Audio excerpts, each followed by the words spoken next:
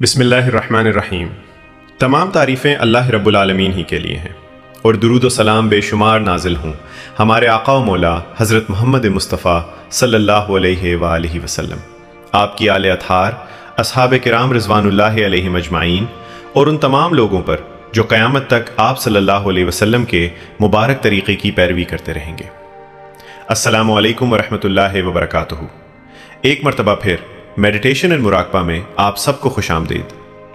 आज मैं अपनी गुफ्तगू का आगाज़ एक ऐसे सवाल से करना चाहता हूँ जो हम सब से ताल्लुक़ रखता है।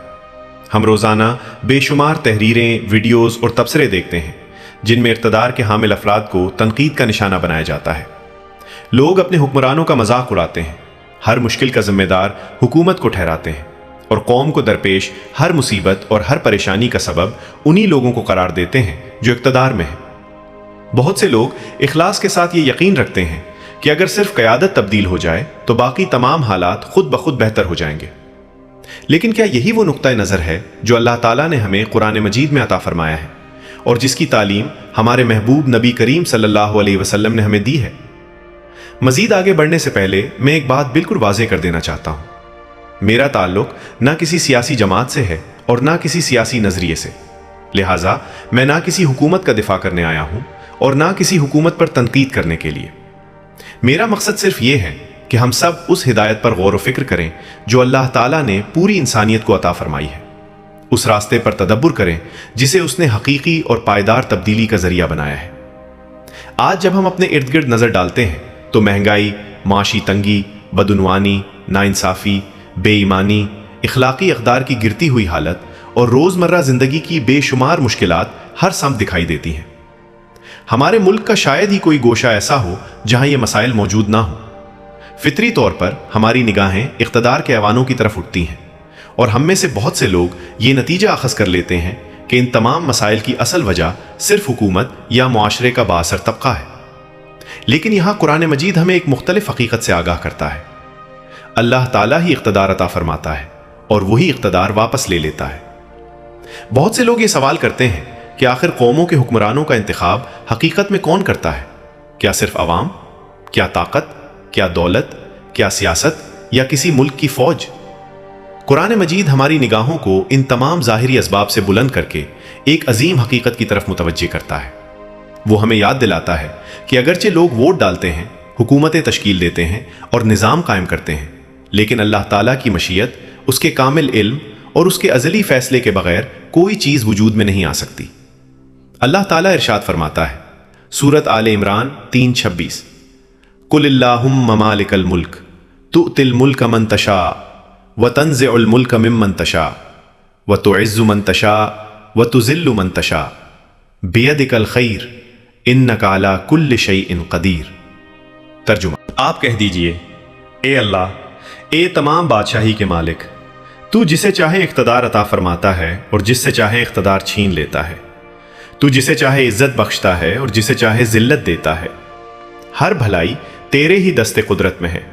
बेशक तू हर चीज पर कामिल कुदरत रखने वाला है। यह आयत किसी शक व शुबा की कोई गुंजाइश बाकी नहीं छोड़ती।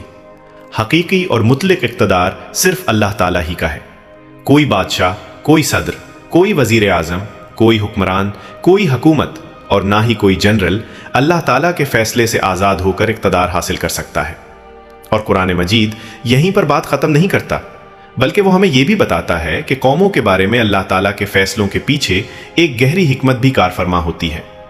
सूरतुल अनाम 6:129, वकज़ालिक नुवल्ली बादज़-ज़ालिमीन बादा बिमा कानू यक्सिबून। तर्जुमा, और इसी तरह हम बाज़ ज़ालिमों को बाज़ दूसरे ज़ालिमों पर मुसल्लत कर देते हैं उन आमाल के सबब जो वो कमाते रहे थे। ये आयत हमें एक निहायत अमीक हकीकत से आगाह करती है कि किसी भी कौम की अखलाकी और रूहानी हालत के लाजमी नताइज होते हैं। जब बदउनवानी, नाइंसाफ़ी, बेईमानी, जुल्म और अल्लाह ताला की नाफरमानी किसी मुआशरे में आम हो जाएं और फिर आहिस्ता आहिस्ता मामूल की बात समझी जाने लगे तो उनके असरात सिर्फ चंद अफराद तक महदूद नहीं रहते, बल्कि पूरे मुआशरे की इज्तिमाई हालत को मुतासिर करते हैं। बतौर कौम हम अक्सर ये कहते हैं, हमारे हुक्मरान बदउनवान हैं, इसीलिए हम भी बदउनवान हैं। लेकिन कुरान मजीद हमें इसके बरक्स एक हकीकत से आगाह करता है। कुरान ये नहीं कहता कि हमारे हुक्मरान हमारी बदउनवानी की असल जड़ हैं, بلکہ وہ اکثر ہماری اپنی اجتماعی حالت کا آئینہ اور اس کا عکس ہوتے ہیں۔ اگر بے ایمانی، ناانصافی اور اللہ تعالیٰ کے احکام سے غفلت ہمارے درمیان عام ہو چکی ہو، تو پھر ہم یہ توقع کس بنیاد پر رکھتے ہیں کہ ہمارے ہی درمیان سے اٹھنے والے لوگ ہم سے بالکل مختلف ہوں گے؟ جو قوم بے ایمانی کو معمول بنا چکی ہو، وہ اللہ تعالیٰ سے یہ امید کیسے رکھ سکتی ہے کہ وہ اسے ایسے حکمران عطا فرمائے جو صدق و دیانت میں پہاڑوں کی مانند ثابت قدم ہوں؟ جس معاشرے میں بدعنوانی کو برداشت کیا جاتا ہو، بلکہ بعض اوقات اسے کامیابی کی علامت سمجھا جاتا ہو، وہ یہ امید کیسے کر سکتا ہے کہ اس پر ایسے مرد و زن حکمرانی کریں گے جو غیر متزلزل دیانت، امانت اور کردار کے ہوں؟ جس قوم میں نفاق، ظلم، ناانصافی، اللہ تعالیٰ کے احکام سے غفلت اور ان کی خلاف ورزی عام ہو چکی ہو، وہ کس طرح یہ توقع رکھ سکتی ہے کہ اس کے حکمران عدل، تقوی، حکمت، رحمت اور خوف الہی کا مجسم نمونہ ہوں گے؟ اگر باطل عوام کی پہچان بن جائے تو پھر وہ یہ امید کیوں کرے کہ حق ان لوگوں کی پہچان بن جائے گا جو ان پر حکمرانی کرتے ہیں؟ اس کا ہرگز یہ مطلب نہیں کہ ہر فرد اپنے حکمران کے ہر عمل کا ذاتی طور پر ذمہ دار ہے، اور نہ ہی اس کا یہ مفہوم ہے کہ ہر حکمران لازماً نیک ہوتا ہے یا ہر حکمران صرف قوم کی وجہ سے بدعنوان ہوتا ہے۔ بلکہ یہ آیت ہمیں یہ تعلیم دیتی ہے کہ اللہ تعالیٰ کامل عدل اور بے پایہ حکمت کے ساتھ قوموں کے معاملات چلاتا ہے، اور کسی بھی معاشرے کی حالت اس کے افراد کے اعمال، کردار اور اجتماعی رویے سے گہرا تعلق رکھتی ہے۔ اور جب ہم اس آیت کو اللہ تعالیٰ کے اس ارشاد کے ساتھ ملا کر پڑھتے ہیں، سورۃ الواسطین، ان اللہ لا یغیر ما بقوم حتی یغیروا ما بانفسہم، ترجمہ، بے شک اللہ کسی قوم کی حالت نہیں بدلتا جب تک وہ خود اپنی اندرونی حالت کو نہ بدل دے۔ تو قرآن مجید کا پیغام نہایت واضح، نہایت حسین اور نہایت دل نشین ہو جاتا ہے۔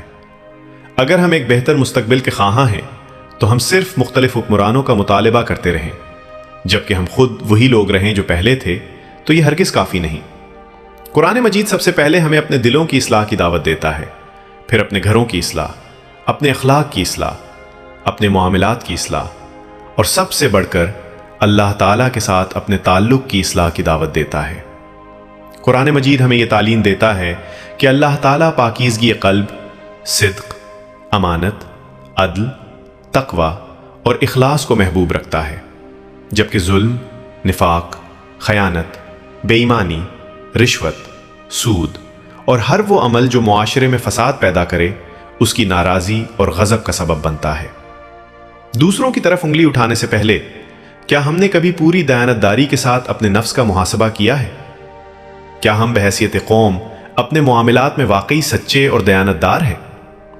مجھے یاد ہے کہ تقریباً ایک دہائی قبل ایک نہایت معروف عالم دین ڈاکٹر اسرار احمد رحمہ اللہ تعالیٰ نے انتہائی درد، کرب اور افسوس کے ساتھ ایک بات فرمائی تھی۔ یہ میرے الفاظ نہیں بلکہ ان کے اپنے الفاظ ہیں۔ انہوں نے فرمایا تھا، ہم سب سے زیادہ منافق قوم ہیں۔ اور حیرت کی بات یہ ہے کہ جو شخص بھی یہ جملہ سنتا ہے اسے محسوس ہوتا ہے کہ یہ الفاظ اس کے دل کی گہرائیوں میں اتر جاتے ہیں۔ نفاق اللہ تعالیٰ کے نزدیک اس قدر سخت ناپسندیدہ ہے کہ قرآن مجید نے منافقین کے لیے جہنم کے سب سے نچلے درجے کی وعید سنائی ہے۔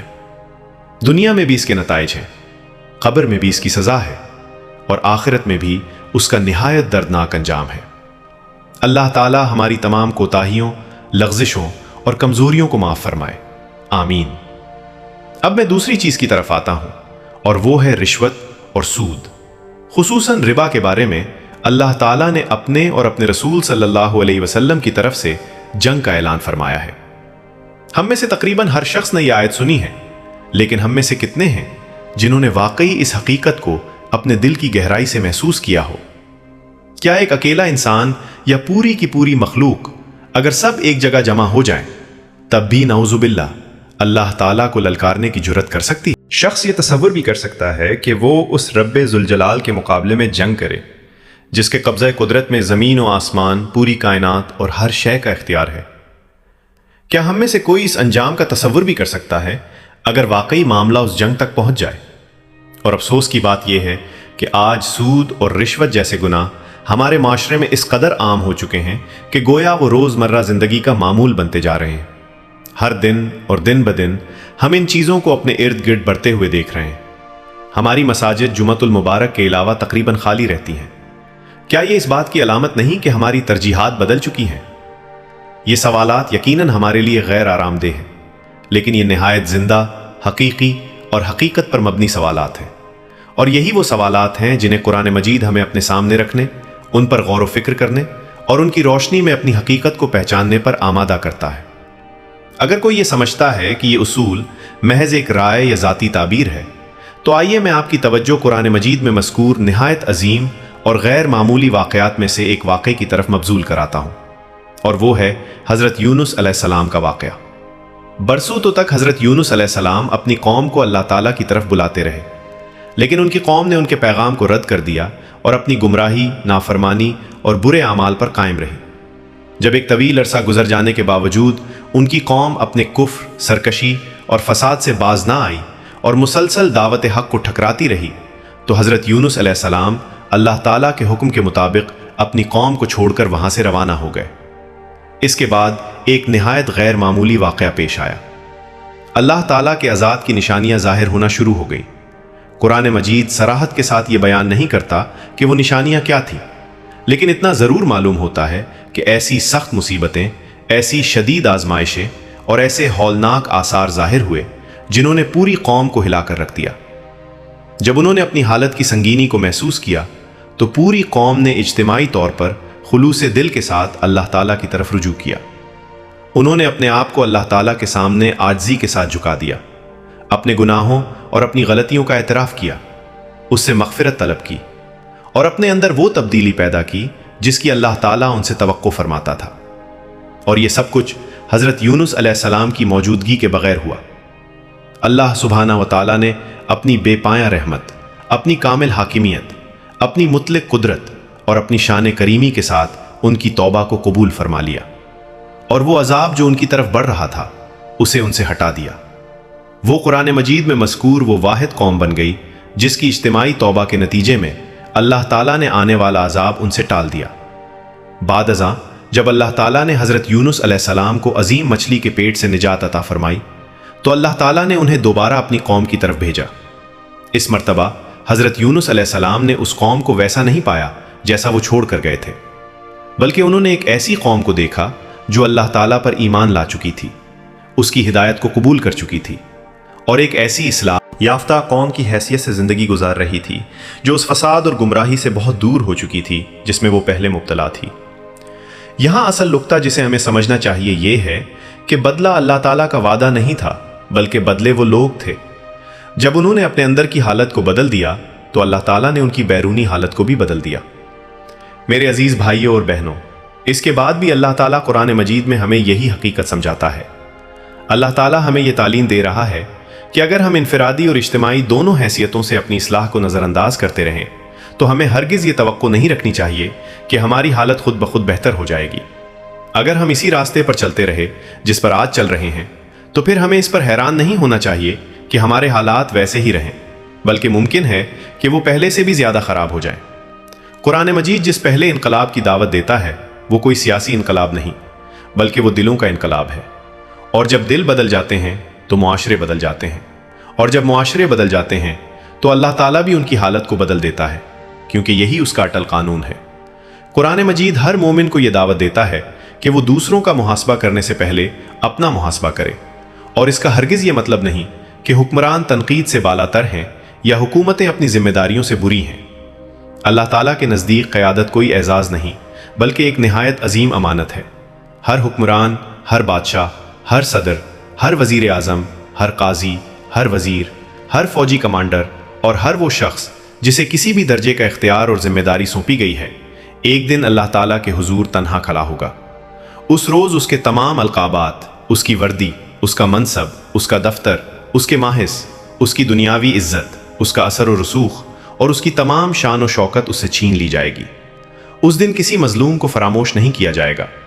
ہر وہ شخص جس پر کسی فیصلے کی وجہ سے ظلم ہوا، کسی ناانصافی کا شکار ہوا، کسی نے اپنے اختیار کا ناجائز استعمال کیا، کسی ذمہ داری میں کوتاہی کی گئی یا اس کا کوئی حق غصب کیا گیا، وہ اللہ تعالیٰ کے حضور پیش کیا جائے گا۔ خاموشی سے بہایا گیا ہر آنسو، ہر وہ فریاد جس کا کوئی جواب نہ ملا، ہر ناحق قید، ہر ٹوٹا ہوا خاندان، ہر بھوکا بچہ، ہر برباد زندگی اور ہر وہ سچ جسے دبا دیا گیا، اس دن گواہی دے گا۔ کچھ بھی پوشیدہ نہیں رہے گا، کسی چیز کو نظر انداز نہیں کیا جائے گا۔ العدل یعنی کامل اور مطلق انصاف کرنے والے۔ اللہ تعالیٰ کے سامنے کسی ایک شخص کا ایک بھی حق ضائع نہیں ہونے پائے گا۔ اس دن نہ کوئی وکیل ہوگا جو ان کا دفاع کر سکے، نہ کوئی اثر و رسوخ ہوگا جو انہیں بچا سکے، نہ کوئی دولت ہوگی جو ان کے لیے فدیہ بن سکے، نہ کوئی منصب ہوگا جو انہیں بلند کر سکے، اور نہ ہی کوئی لشکر ہوگا جو انہیں نجات دلا سکے۔ اس دن فیصلہ کرنے والا صرف اللہ تعالیٰ ہوگا، اور اس دن بہت سے لوگ شدت حسرت اور ندامت کے ساتھ موت کی آرزو کریں گے تاکہ ان کے حساب کا خاتمہ ہو جائے، ان کے وجود کا اختتام ہو جائے۔ لیکن اس دن موت خود بھی موجود نہیں ہوگی۔ کتنا ہولناک ہوگا وہ دن جب وہ لوگ جنہوں نے دنیا میں لاکھوں انسانوں پر حکم چلایا، ایک مظلوم کی صرف ایک فریاد کا جواب دینے سے بھی عاجز ہوں گے، اور جب ظالم سے بار بار پھر بار بار اور مسلسل اس کے ظلم کے بارے میں سوال کیا جائے گا، تو وہ لمحہ کتنا خوفناک ہوگا جب ایک ہی ظلم دنیا بھر کی ظاہری کامیابیوں، اقتدار، عزت اور برسوں کی دنیاوی حیثیت پر بھاری پڑ جائے گا۔ پس قرآن مجید ہمارے سامنے یہ حقیقت واضح کرتا ہے کہ ہمارے حکمران ہماری بدعنوانی کی اصل جڑ نہیں ہے، بلکہ وہ اکثر ہماری اپنی اجتماعی حالت کا عکس ہوتے ہیں۔ اگر بے ایمانی، ناانصافی اور اللہ تعالیٰ کے احکام سے غفلت ہمارے درمیان عام ہو چکی ہو، تو پھر ہم یہ توقع کس بنیاد پر رکھیں کہ ہمارے ہی درمیان سے اٹھنے والے لوگ ہم سے بالکل مختلف ہوں گے؟ وآخر دعوانا ان الحمد للہ رب العالمین۔